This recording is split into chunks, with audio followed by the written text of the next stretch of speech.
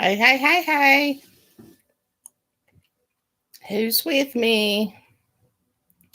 If you can't find the chat button, then tap on tap on the screen, tap on the video. That will usually open up the chat button. Hey, hey, happy Easter to you, Miss Ori. I just fed your baby daddy one more time. He's doing fine. I'm pretty sure it's a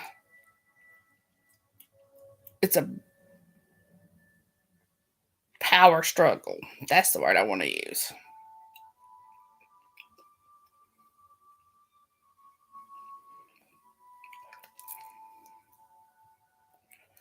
Yeehaw.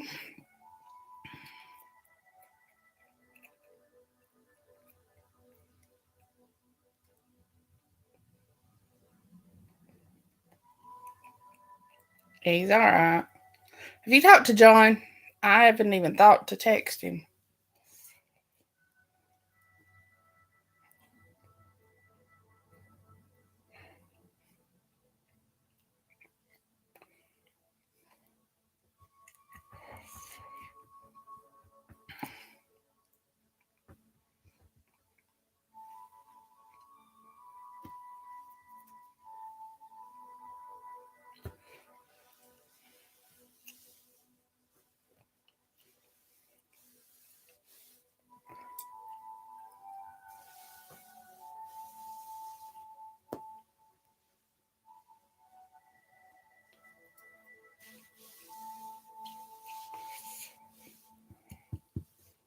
I have a feeling it's going to be a slow read today.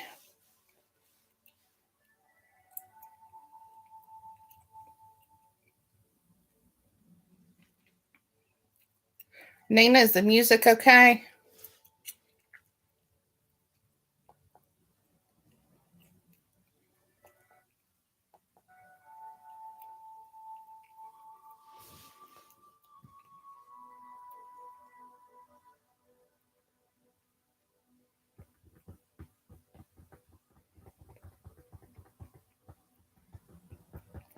Hey, Miss Shirley.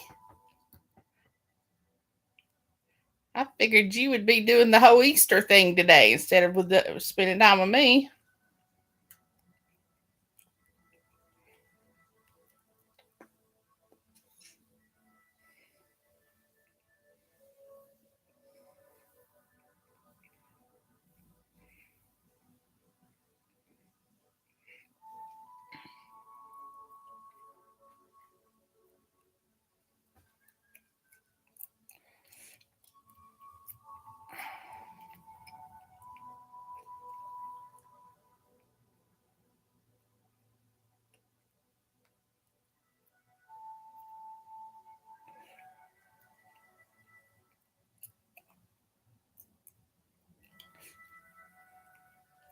How'd she like it?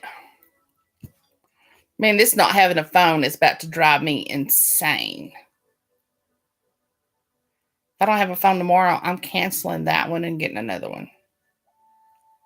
And I may go Apple.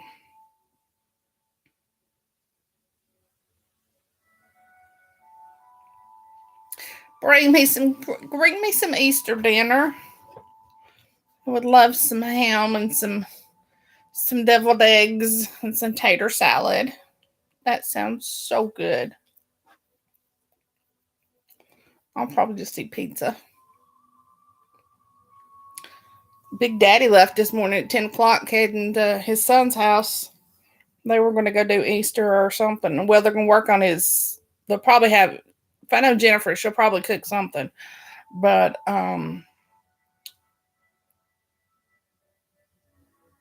I know that's what you're making. You said that yesterday and it sounded good. But, I'll let my hair grow out some. There you are. I was wondering about you, Bubba. I was wondering if you was going to make it or not.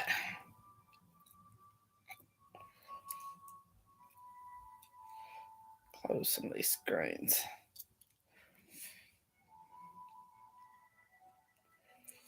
So, John, is this book going to be funny or what?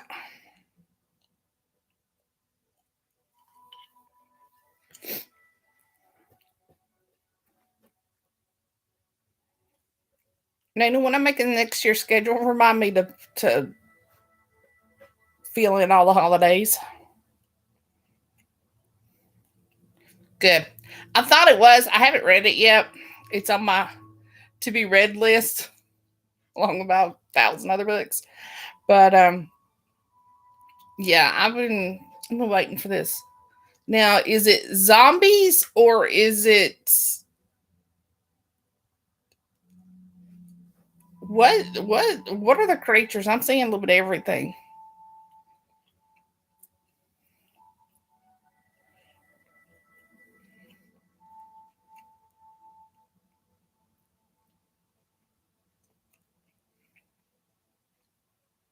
Another minute, we'll go ahead and get started. I know there's a little bit of delay between writing and me talking, so I'm used to that. No vampires. Okay. I wasn't sure what all I was going to see, so this should be interesting. This is going to. Nina, you got a leg up on me. I guess I need to go ahead and start it then. Just in the process of wrapping up one other book, so that'll be good. I might spend the afternoon reading this one. Alrighty, y'all ready to get started? It's gonna be kind of slow because of Easter, but that's okay. We got this. Chapter 1, Somewhere in Middle America. Why you gotta pick on us? What's wrong with South Africa? Why you gotta pick on us up here? Come on, dude. I sat back. It's easier for me to read when it's in Middle America. I sat back on the battered old lawn chair, feeling the cold plastic through my torn gray shirt. Closing my eyes, I listened to the world around me. It was quiet now, and the only noise was the rustling of the far-off trees and the erratic fluttering of broken flags before me. A drop of scarlet blood hung precariously from my lips, seemingly undecided if it should stay or go before dropping sadly to the ground. With mortally tired eyes, I looked over the battlefield. Only the myriad damaged traps, the broken heaps of bones, and the slightest twitching and moaning of the odd orc indicated the epic ass-kicking fiesta that took place here only a few minutes ago. I like America too because I could read those. I mean, and I can. It sounds like I can sound like the characters in the story. I'm just saying, just pick on America for a while, huh? I'd always had that feeling hidden deep inside me that this day would eventually come. Though the amount of destruction brought a sobering calm over me. I never wanted this burden, nor did I wish to carry the cross he'd left me, but I had no choice. Someone had to take his place on the wall and stand watch. The distant lights twinkling behind me, I could almost imagine the townspeople sleeping blissfully unaware and safe in their beds. They must never find out what happens around here when the sun goes down. And how the hell would I ever explain it to them? Orcs and lichens and skeletons and all sorts of things that go bump in the night are real. But don't worry, I'll keep you safe. Only 15 years ago, I would have been carted off to the nut house long ago. I couldn't even get a driver's license yet. But here I was, the last line of defense against every sort of messed up nightmare that poked its collective snout from the underworld. You read too many comic books, Michaela. It is Michaela, right? It's either Michaela or Michaela.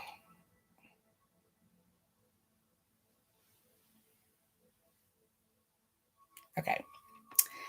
And I chided myself gently. I sat there for a moment, studying the bruises on my arms intently and feeling all the pock marks and scars where it had taken damage. We had been through a lot of really screwed up things and seen stuff that could make any jock cry like a little uh, like a bitch into his low alcohol beer. I glanced down to the off pink teddy bear stuffed into my belt, seeing its missing arm and two black crosses where its eyes used to be.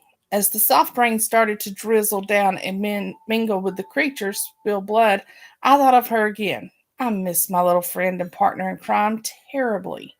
She would have loved being here, right by my side, kicking the ass of any nasty that was stupid enough to get through our defenses.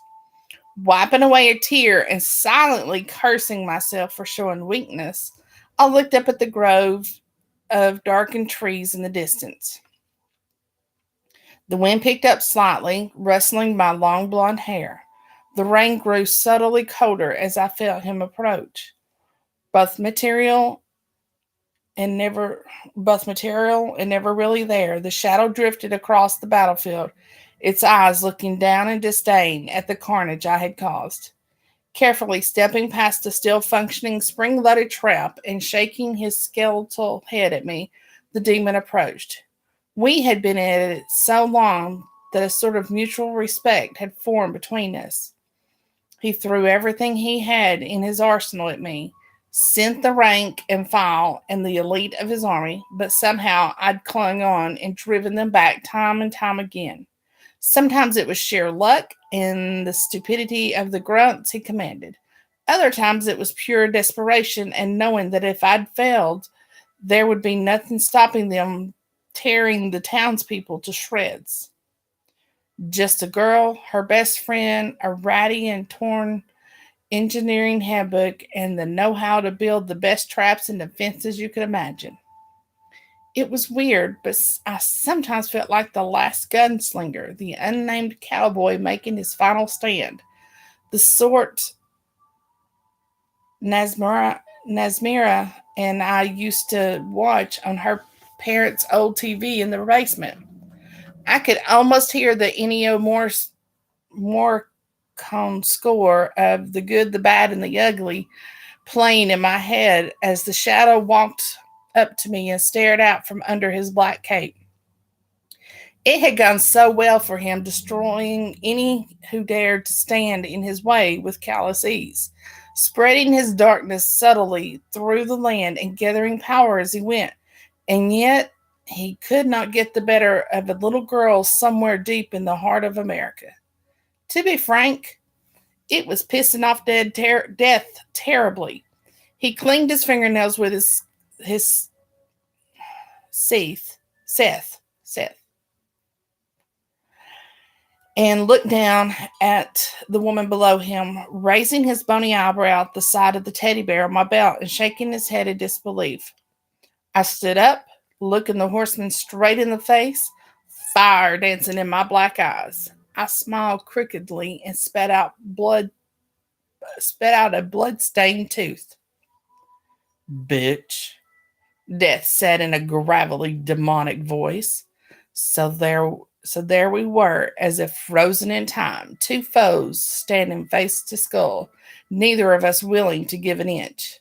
The skeleton in the black robe and the girl with what was left of the engineering book floating around her, all while the cold rain came down somewhere in a little town in America. Away from the scene, another figure emerged from behind the tree line, a curious creature in shades of red with a large soup strainer mustache and a pronounced belly squeezing the belt that was keeping his pants up. He tapped his chubby fingers on his belly and smiled deeply at the two figures in the distance. That's my girl, he said softly, stepping behind a tree and fading from view, the only sign of his presence the deep red lingering glow of his eyes. Well, we'll see if I can keep it consistent, but thank you. 6 months earlier, in a little town somewhere in middle America.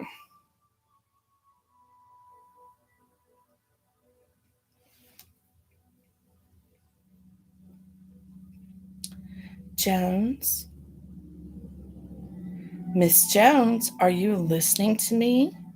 The elegant voice rose a notch as I slowly came to, lifting the engineering manual off my face and staring at the teacher with dark, shadowed eyes. I blinked a few times, shaking my head and pulling my feet off the table. Must have fallen asleep in class again. Another late night, keeping watch on the wall, and it was starting to catch up to me. I doubt there are textbooks on American geography I doubt there are textbooks on American geography inside your eyelids, Miss Jones.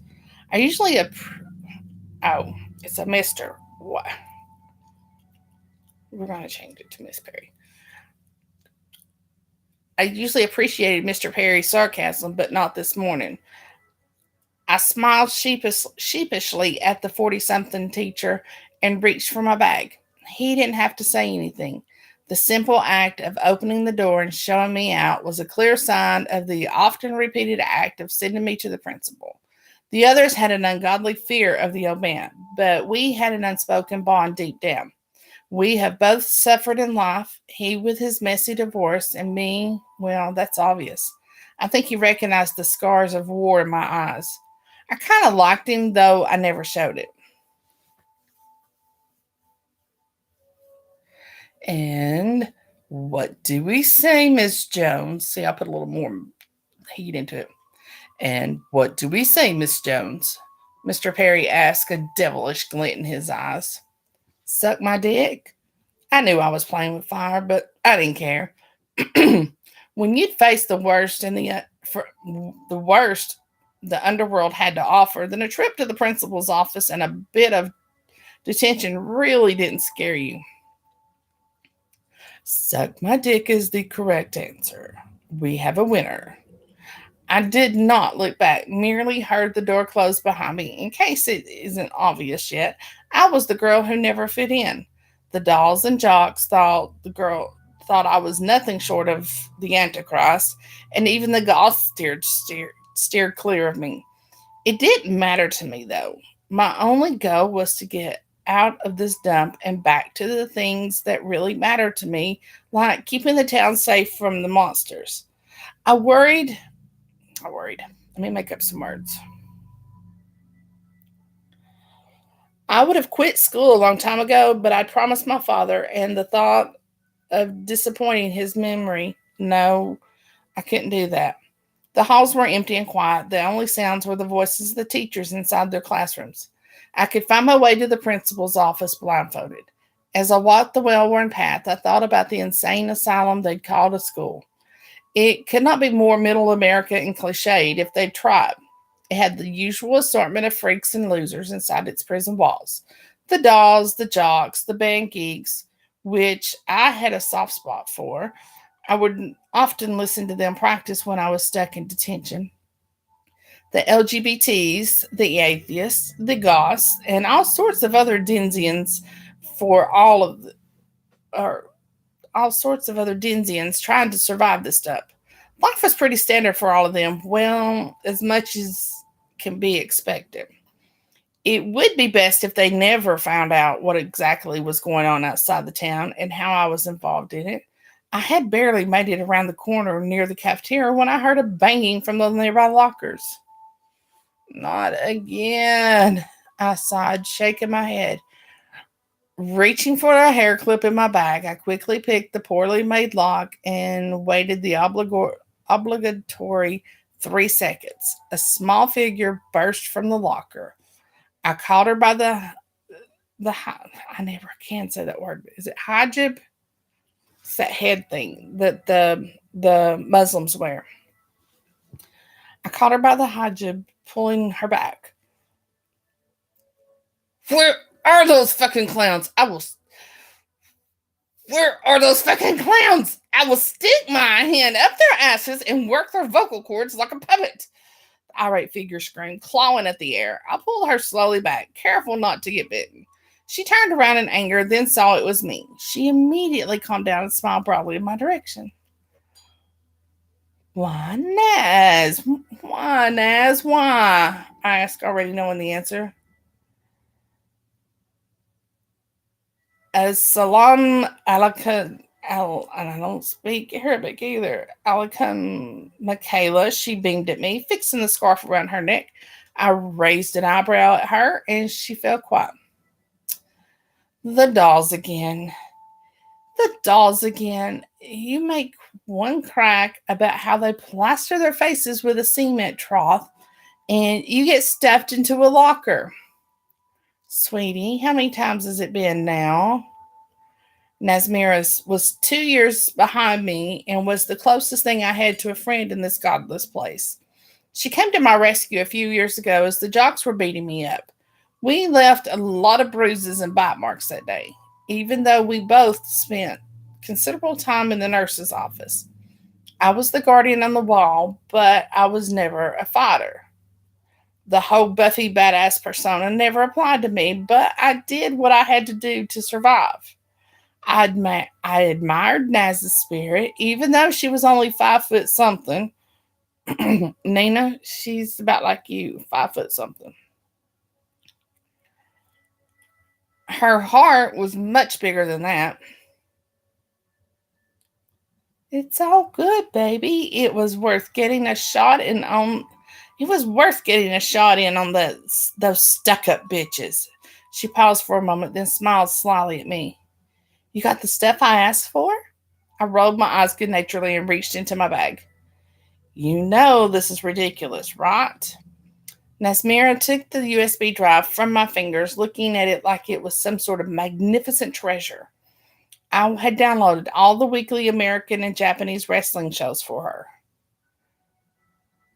We all got we all got our vices, sweetheart. Don't deny a woman this. Naz was utterly hopelessly addicted to professional wrestling, and she would often show me the collection of wrestling t-shirts she kept hidden in her school locker. Once or twice I'd had to pull her off some unfortunate jog she was trying a wrestling move on, often with unfortunate consequences. What a weird, strange addiction. That's pretty cool.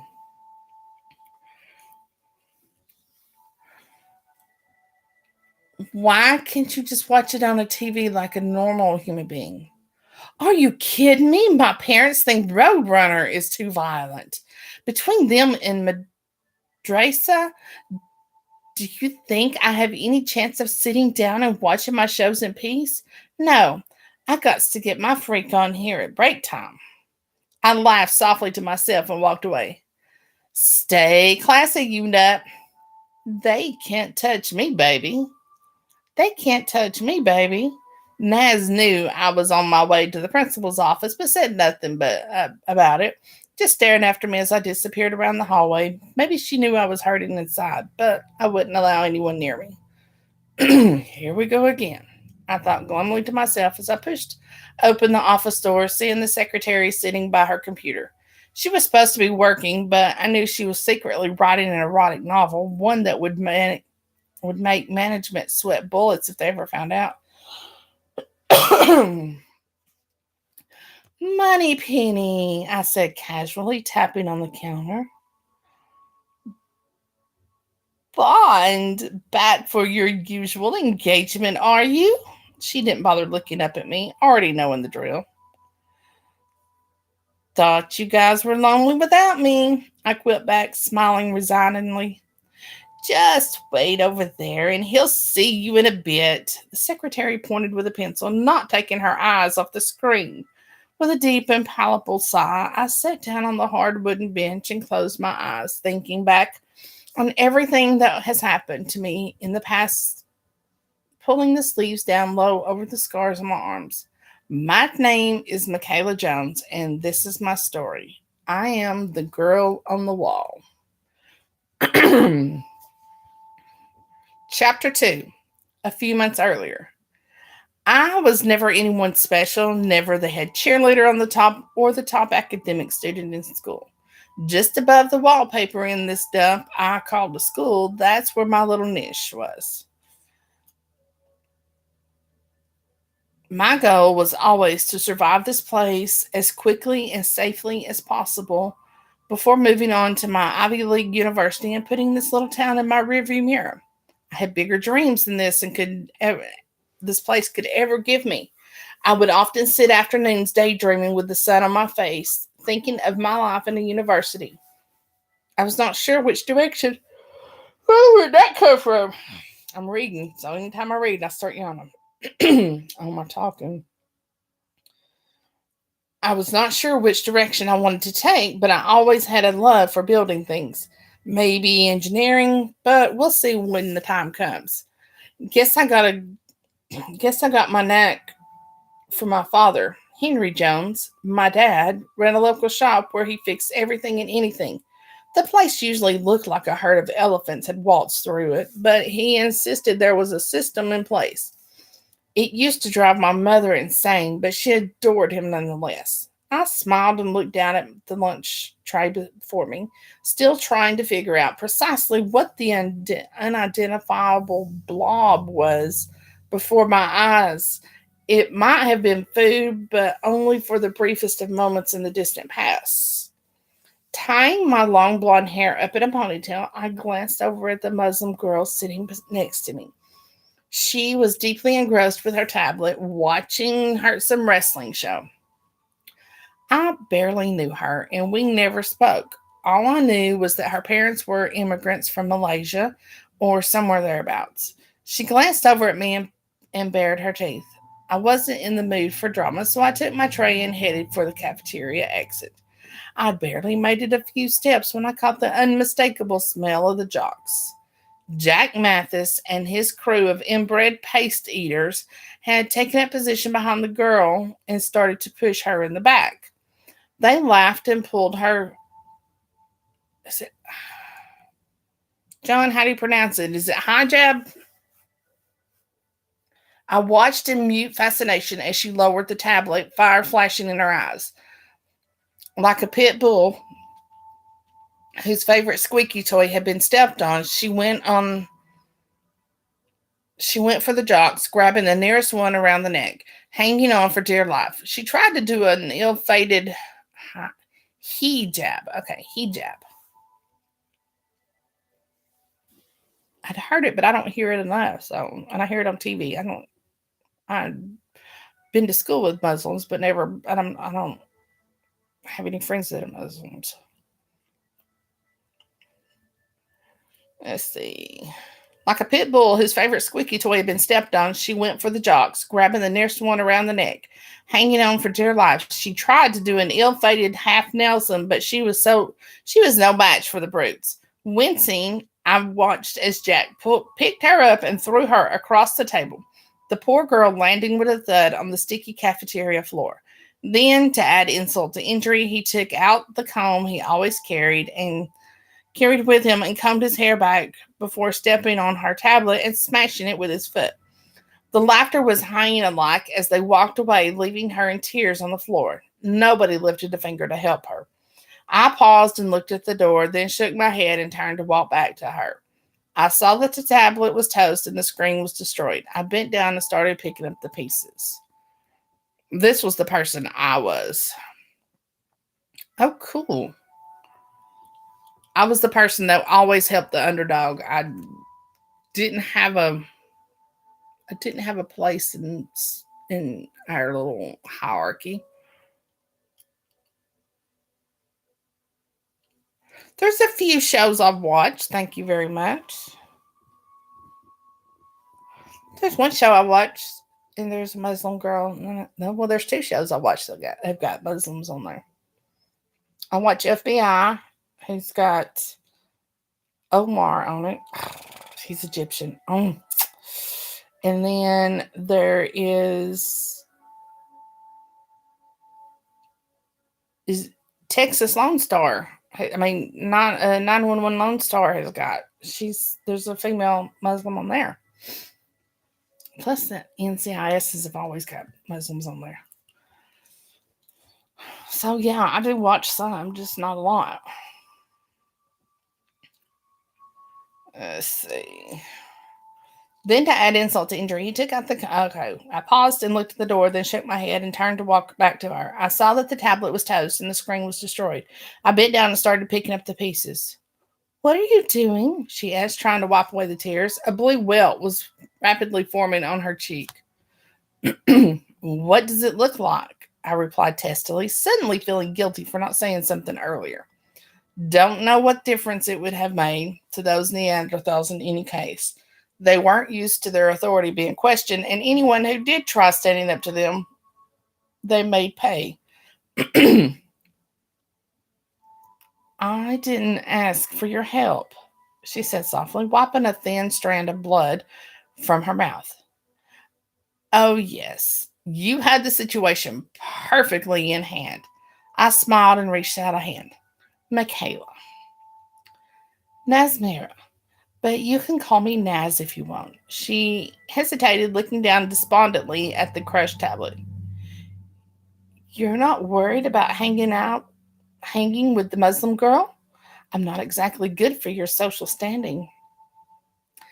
The main geeks have more chance of getting laid than me, so don't worry about it. And sorry about Jake and the pack of drooling perverts he calls friends.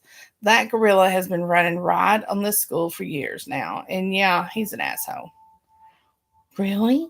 I would never have known, Naz replied sarcastically, smiling grimly and turning to leave.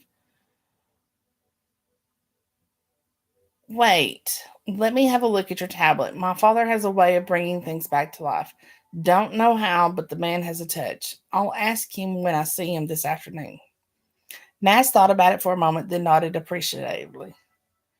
Shukran, Michaela. Shukran, Michaela. I would really appreciate that. Cool. Now let's get you to the nurse and let her have a look at that bruise up for you. Ignoring the piercing eyes of the other students, I headed to the exit with Naz in tow. Way to keep a low profile, I thought bitterly, really not wanting to be on the jocks or the doll's radar. Yeah, I actually thought about this reading this out on the back porch, and then I remembered how green the back porch is right now, and it's a red porch because of all the pollen. So, and as you can hear, the pollen is trying to creep into my voice too. As irony would have it, I spotted Bethany and her two handbag accessories down the corridor, posing for selfies as usual. Rolling my eyes, I kept my head down and motored past them. I really didn't need that particularly unwanted bit of nonsense today. Or, Nas said, just loud enough to be heard in passing. Was that needed? I asked, looking down at the little figure and noticing the wrestling t shirt she had on. I have no filter. It's a character flaw, she replied sweetly. I had to admit the girl had guts, though it wasn't always to her benefit. I laughed and shook my head, not bothering to turn around. I could already hear the dolls hissing behind me. I didn't like how they had been looking at me lately, but I pushed the thought to the back of my mind. Eventually, we reached the nurse's office, and I bid farewell to Naz, bumping fists with her before turning and heading back down the corridor. I didn't have the luxury of friends, but it was nice to know I wasn't completely alone during my prison sentence. Knowing I was late for class and due for a tardy, I hurried down the corridor. I spotted Mr. Perry in passing. He was fighting with his wife, a fellow teacher, in the teacher's lounge. He might have been a bit of a stick in the mud, but he was cool. He tried his best to get history into my head, but failed most of the time. We all knew he was going through a rough time and that he deserved better than the harpy he called a wife, but we said nothing, preferably to keep our silence. You are so dead. I knew exactly where I would be next period. Helga the Horrible, our nickname for Miss Hammersmith, the fearsome custodian of the English department, my favorite class. Some claim she was a direct descendant of Attila the Hun, others that she'd worked a border post in Germany circa 1980. Either way, she was not a woman to screw around with. Into darkness I go. Trying to open the door as quietly as possible and sneak in, I may have made it 2 steps before the familiar grunt sounded in the classroom. So delighted you could join us, Miss Jones. Maybe pop in to see some old friends? Dear Rottweiler barked out as I froze in place. The behemoth, 350 pounds, perhaps more, turned around and gave me her patented death stare. I twittered nervously, desperately seeking the sanctuary of my desk. Your lateness has been noted. The tardy slip will be on my desk after class, she stated matter of factly. I looked with muted horror at her huge bosoms and how the brown flower print dress kept them at bay. Sighing, I settled into my seat and tried to pay attention to her class. She might have been nothing short of an SS stormtrooper, but I had to admit she was good at her job. Nobody explained English grammatica better than her. Grammatica. I love that word. The hours slipped by without any undue incident, and it was soon home time. Grabbing the tardy slip off her desk, I felt Helga's eyes boring into my skull from the back. Do not look back and don't make eye contact.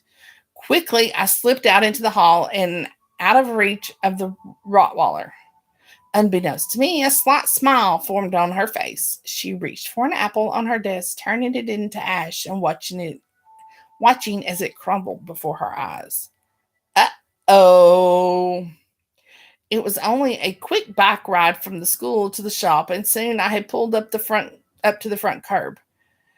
Things and Times by Wayne Alexander Jones. My father took great pride in the name, having made the ornate copper metal board himself by hand, and I always took a moment to appreciate it.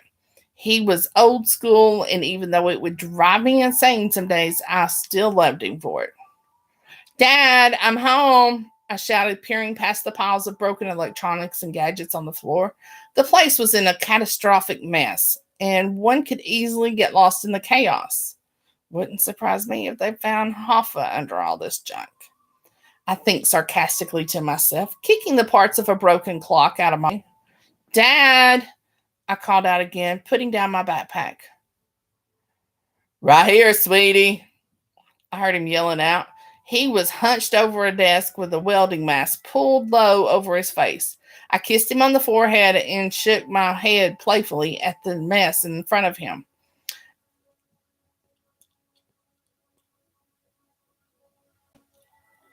I want to put you up for adoption.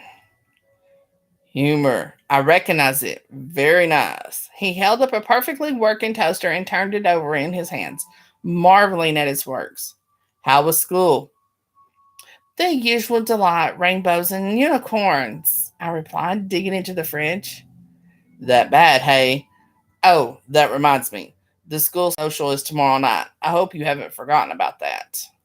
He carefully studied me as I froze in place, my nose still stuck in the fridge. What? No, please. I have homework to do. Please don't make me go. I protested in vain, already knowing I was screwed. Social interacting builds character, and besides, it will be good for you. Maybe meet a nice boy. I would love to be a grandfather one day, you know. He ducked as a tomato flew past his head. I looked on in glum resignation as he smiled sweetly back at me. Throwing my hands up in mock defeat, I headed upstairs to my room. Glancing over my shoulder, I saw the door that led to the basement. Throwing tomatoes? That's a waste of a good tomato, and those things are expensive over here.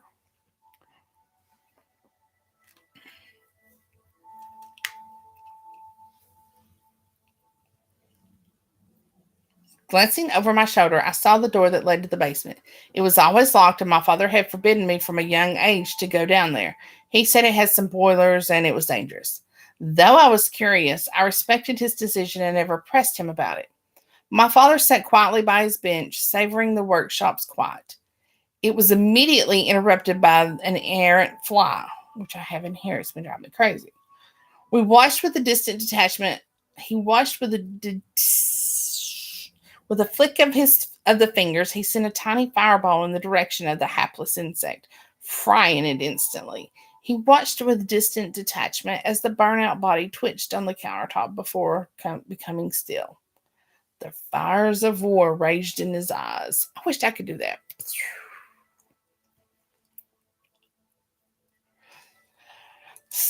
Chapter 3, somewhere in middle America. And the sun keeps moving, so I gotta keep moving mine. A couple of bleary and bloodshot eyes stared back at me in the mirror. I had the enthusiasm of roadkill for the evening school social, and I was less than delicate with my feelings about it. I would have given anything to just pass out on my bed and sleep until Monday morning. I still had a ton of homework to do and had barely had the chance to make a dent during the school day. There had been more dodging the knuckle dragging members of Mensa all day long. And why could I not shake the feeling that Helga was watching me? I swear she'd been around every corner, but it must have been my paranoia taking over. It was weird, but even old Perry had seemed nervous today, and not in the usual way, as though his wife had used his balls for rearview mirror ornaments again.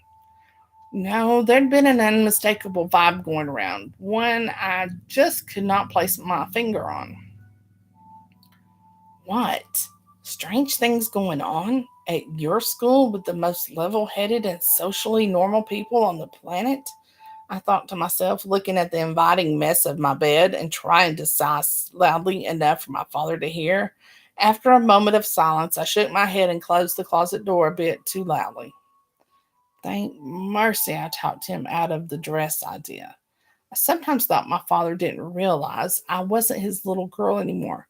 I was only a few years away from college. But I guess mom's passing hit him harder than anyone could ever understand. He didn't have. Let's see if I can read this better with this. He didn't have anyone else but me. I understood that, but sometimes he got on my nerves a bit. Instantly feeling selfish, I grabbed my bag and pepper spray and head out. I marched through the still settling chaos of the shop and paused at the door, looking back in a desperate last ditch attempt. I gave my father a fake death stare. He didn't bother looking up from his workbench. He was trying to coax a spring into some gadget whose purpose eluded everyone but him. Back before 10, dear, and if you meet a cute boy, I'd love to meet the young man before he asks your hand in marriage. He knew exactly how to get under my skin. A grin formed on his face as my howl of anguish erupted from the door. He listened carefully as the sounds of my bicycle faded down the street. Then he sat back and opened the drawer by his right knee, carefully peering inside. Satisfied that all was well, he locked it again and placed the key around his neck again. Time dragged by, the hands on the antique black cat clock moving ever so slowly as he sat back and folded his hands deep in thought. What was there really to say about the town where I was born and raised? As American and in middle class as anyone could think of, but without the apple pie southern charm of other towns. It was a gray, drab place where the biggest event was the annual homecoming dance. It had the usual sights, the community hall, the just too small library, and the football field near the school. We were never a championship school, nor were we on the bottom feeder, one of the bottom feeders. No, just lovely and comfortably depressing in the middle. I weaved my bike around the local mailman and watched with detached interest as the Mexican shopkeeper down the block stood in the doorway waiting for customers. He claimed he got robbed back in '83, but nobody believed him. As I said, nothing ever happens in this dump.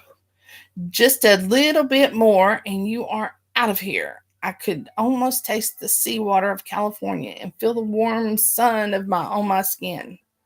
Michaela Jones, Brown graduate.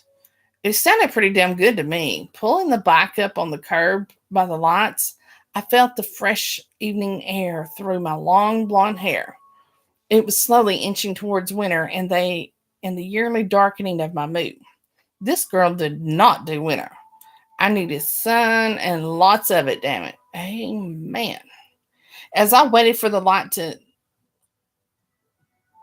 as I waited for the light to change, a shudder ran down my spine. I looked over my shoulder, the southern end of the city. No one sane ever went there. I had heard so many stories about this part of town. Everything from sinkholes that could swallow a man whole to children that went missing, never to be found again. They said a drifter would lure them in, then strangle them before eating their intestines. There were also rumors that military experiments took place inside the darkened forest, but I took that with a pinch of salt. I remember how we kids would dare each other to go there, but we always chickened out at the last moment. Even the town's adults were worried of the mist-covered dark part of the town where there'd been no development or building. My father told me once that in the 1970s, a man tried his luck there. He barely made it a week before the construction site burned down and his burnt body was found. No, the place was bad luck, and I knew it was best to keep my ass as far away as possible. Get a move on it, Michaela. You do not want to be late. The sarcasm was sharp as I pushed on to the school, putting the southern reaches and its mysteries in the back of my mind. The sun was setting, and soon it was just me on the roads, all alone in a town somewhere in middle America. Long blonde hair trailed in the wind as a skeletal hand reached for the crumbling ruins hidden deep inside the forbidden forest. An unholy energy pulsated beneath its feet, beating like a blackened heart. Energy worth destroying the world for.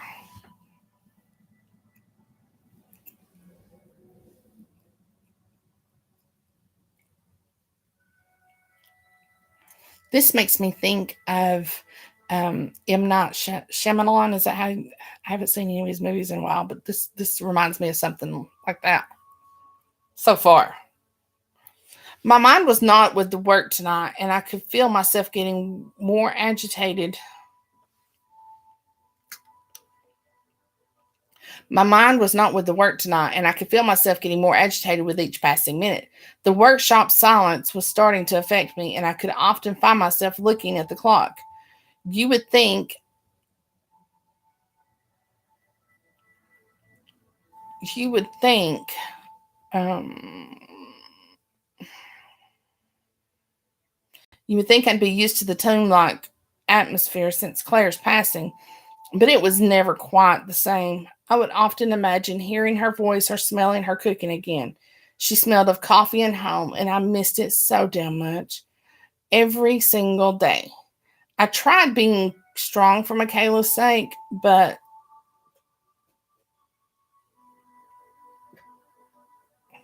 this is her dad talking, isn't it? Okay. I want to go back and add that in, Bubba, because I got lost there. Um, because you swapped over from.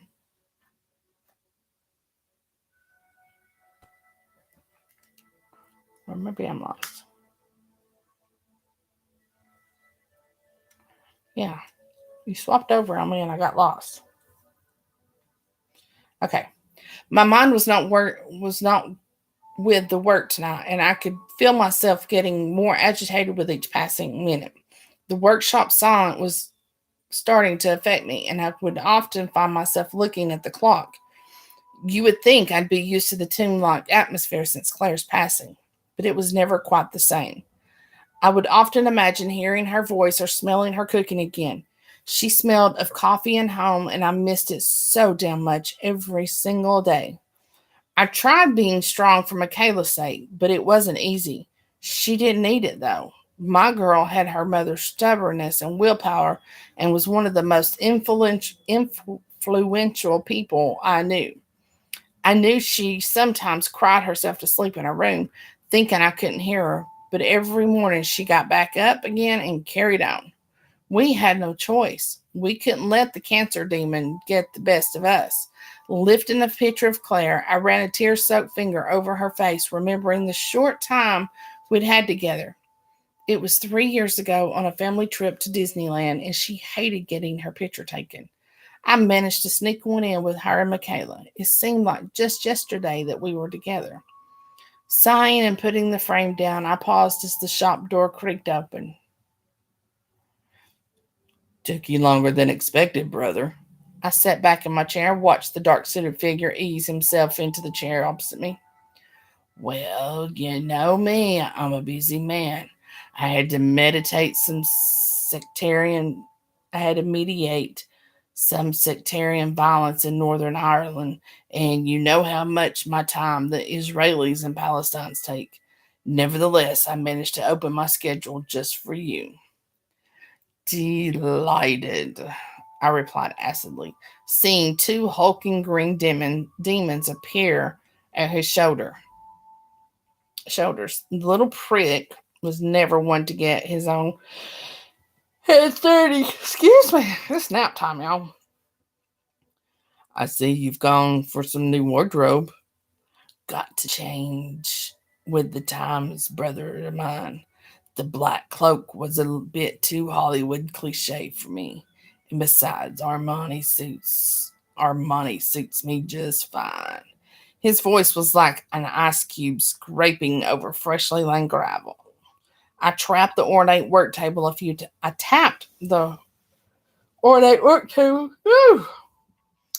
times, seeing the leftover parts for the upcoming week's worth schedule before me. I thought I'd have more time to get it done. So how how close are you? It was a question I had replayed in my head over millennia since Cain first struck his brother down all those years ago. It's the final roll of the dice, and ironically, it all has to end in Hicksville, USA. I expected it to be some glorious battlefield with a million souls teeming towards me, but one can't be picky, I guess. He straightened his slick black hair and sat back in a deep contemplation. Ooh. The most minuscule of smiles formed on my face as I looked at him across the table. Kept you busy for long enough, though. Irritatingly so. From Thermopylae to the Battle of the Bulge, you were always a thorn in my side. But I fear your time has run out. There is no guardian left, and I can retrieve the crystals at my leisure. You have put up a sterling resistance, you and the mongrels that fought for you. But you always knew I'd come out on top. Had to be a pain in the ass. It made life interesting, at least. I felt a green claw floating over my shoulder, the demon's breath both massive and shallow on my back. I stared death straight in the eyes and nodded. It was an understanding that only siblings had over eons of battle. Last call, last call.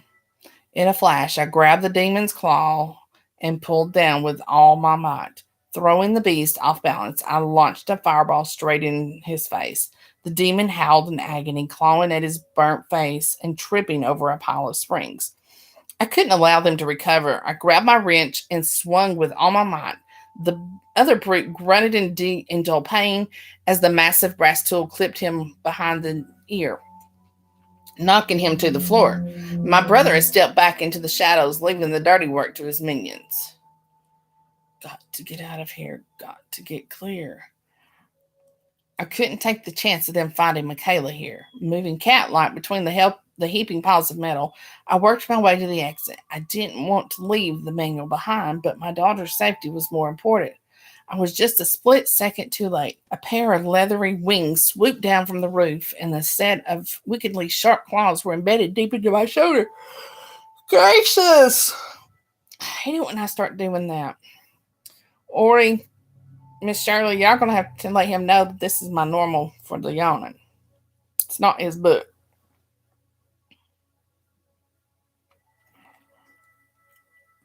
Fighting with everything I had in me, I managed to wrench the imp off me, sending it hurtling into a standing clock in the corner. Black blood seeped from my wounds, but I had to ignore the pain. I had to keep moving. I could feel the room starting to vibrate with movement as more and more creatures appeared. Skeletons climbed down the piles of scrap metal, lifeless fingers clawing at the void, looking for another soul to tear apart. Can't let them box me in. Through the gloom of the poorly lit workshop, I dodged I dodged from side to side, working my way to the far side of the room. I had set up the place precisely for a time like this, each pile and pathway perfectly conceptualized. 101, I could take these sons of a bitches with one hand tied behind my back, but I had to think of Michaela. If they found her here, stick to the plan, get them away from the shop. I pulled out a rusty lever, sending a pile of gears crashing down on an incoming orc. He barely had time to squeak before being engulfed by the avalanche. Almost there. Oh, shit. A stone golem had planted himself squarely by the door, pounding his great rock fists against each other. No way out but through him. I stilled myself and dropped my shoulder, hitting the behemoth squarely in the midriff and lifting him off his feet. With a sickening shatter of wooden splinters, he crashed through the door and into the outside alley. It had barely knocked the wind from the golem, but it was enough to make me escape. To make my escape, or so I thought. I never saw him coming, but then again, whoever does. Turning right into the jarring metal knife, I gasped for air and clutched my stomach. A river of black blood flowed from my belly as death held me tightly. Unable to move, I locked my eyes with him for what felt like an eternity. In the end, dear brother, you always had to know it would be me. I laughed softly, lurching in pain with while the life flowed from me. Last roll of the die. Death stared at me with widening eyes, then casually left my limp body slip from his grasp. Should we set fire to the place? The golem asked, nursing an aching shoulder. Why bother? Without him, the resistance is over. The stubborn fool should have seen the light centuries ago. Come, there is still much to do before we can claim the last crystal cache. Sorry, I did change Death's voice, didn't see? I told you, you never know. These voices evolve. And I wasn't clear on who all the characters were when I got started, so sorry.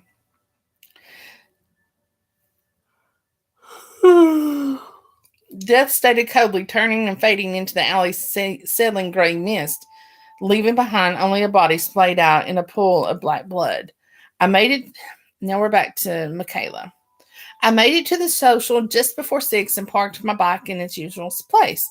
Already I could hear the thumping sounds of something that once resembled music coming from the hall. And cue the jocks smoking behind the bleachers in 3, 2, 1. I rolled my eyes at the hopeless cliches and marched on through the parking lot. Just get this over with, nice and easy, with as few casualties as possible. I froze in the doorframe and looked out over the pathetic mass of humanity aside. A couple of singers were trying to spike the punch bowl. 1 or 2 future divorce cases were sucking face behind the curtains. A few nerds from the chess club were hoping to sweep vulture-like on any leftover scraps with mascara running down her eyes.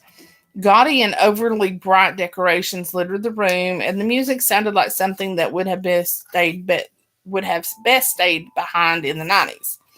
My left eye started to twitch as I saw one of the obviously drunk seniors ambling towards me. Mr. Latin Lover, thinking he saw a quick hit and quit it. There you go, Nina. Hell no, Michaela exit stage left. I had overstayed my welcome. I turned to leave. I'd barely made it 2 steps when I heard the annoying, high-pitched voice of Bethany. She wiped something from her lips. No doubt she had sucked the soul from some poor bastard again. Didn't see the sign outside. No dogs allowed on school property. She laughed over dramatically at her tired joke, reaching for a mirror in her bag. I leaned back and sniffed the air a few times. Scraping the bottom of the barrel again, are we? I detect the usual smell of jock and maintenance worker, but the third aroma escapes me.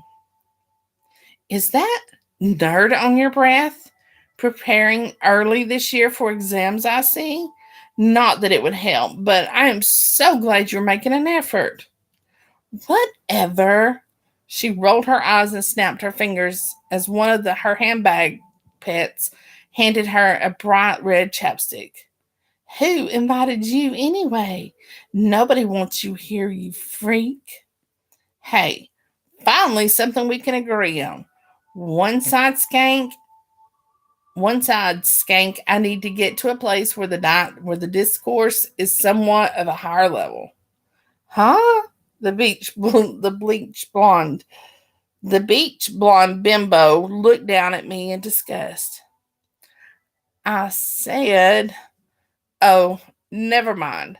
The celerity peanut in your skull wouldn't understand anyway." I pushed past the dolls, eager to be rid of them. "It's a long walk home," Bethany said, cackling like a hyena and throwing a nail against my chest. Before I could say anything, they had already turned around and disappeared into the crowd, fuming in silence. I decided it wasn't worth getting into a fight with them. True to form, I found 3 nail-sized holes in my front bicycle tire. I had no choice but to leave it here and walk home. I would have to fix it in the morning, using every curse word I had in my admittedly impressive arsenal. I stuffed my hands into my jacket pockets and started the long walk home. Luckily, it was safe outside, and the only thing I had to worry about was the odd idiot out tagging a building. Like, like I said, Middle America, Snoresville, USA. The lonely evening hours gave me time to think again, plan stuff out in my head. Though I was furious with the dolls, I had great company to keep myself busy. I had mentally written out the application letter to Brown a million times in my head, getting it down just right. I was so caught up in my thoughts that it took me a while to notice the flashing blue and red lights down the block. I wondered if it was old Mrs. Harrison who lived nearby. She was a frequent flyer with the local ambulance service. Freezing in my tracks, I realized it wasn't just the emergency services. There were also a few police cars, paramedics. Paramedics were running around. What? No, no. An icy hand clenched my heart as I started running. I was running till my lungs burned inside my chest. Bursting onto the scene, my worst fears came true. Something had happened at the shop. I looked at the small brownstone building, not believing my eyes. I had to see what was going on inside. Ducking under the bright yellow police tape, I ran for the door, tears already flowing from my eyes. A paramedic grabbed me and pulled me to the side. "Let me go! That's my father inside there!" I struggled violently to free myself. "Listen to me." He tried desperately to calm me down. "Michaela, you've got to listen to me." Thunder flashed in my eyes as I looked at the EMT and saw the blood on his crisp white shirt. "Your daddy's been stabbed. He's lost a lot of blood, but he's still alive. You hear me? He's clinging on with everything he has. But you need to be strong now." It felt like my whole world was caving in on itself as the paramedic pulled me to the side, and I saw the gurney roll past me. He looked so quiet, lying deadly still with the plastic oxygen mask over his face. I broke free and rushed to him. "Daddy, I'm here. I'm so sorry. Daddy." Eyes wide as he stared at the heavens, face splattered with blood. I could never have imagined seeing him like this, so vulnerable, so broken. "Michaela," he hissed inaudibly, struggling for breath. "I'm here. Everything's going to be all right. You hear me? I'm not going to lose you." My composure broke as he reached out and gripped my hand tightly. "Take this and do not lose it." He blacked out, his head slumping back as the emergency workers wheeled him away. Head bowed in grief, I stood in silence, watching the ambulance roar away into the night. My mind was a maelstrom of jumbled thoughts and broken emotions. Only a few moments later did I realize that my father had given me something. A red copper key lay in my hand. That's it. What everybody think? That's pretty good. I might have to read the rest of that after I take my nap. My eyes hurt so badly, y'all. I know it's this pollen. It's driving me crazy. Alrighty, so we got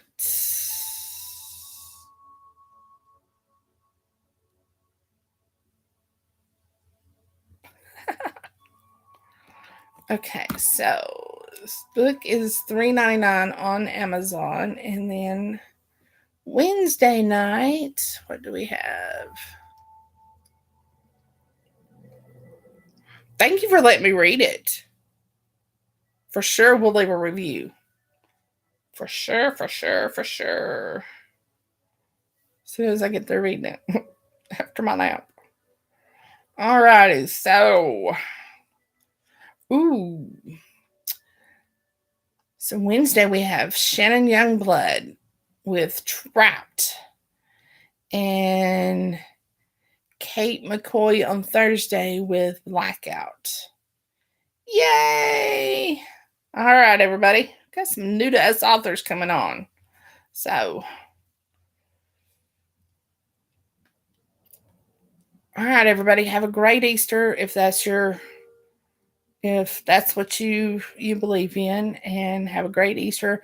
Enjoy some family time. If you can stand it, enjoy some outdoor time. If you can't stand it, sit inside and read a little bit, or turn on a baseball game here in the U.S. It's baseball season, and my Braves are playing, and they're losing so far. Dang it. All right, everybody. Have a great evening, great afternoon, and happy reading.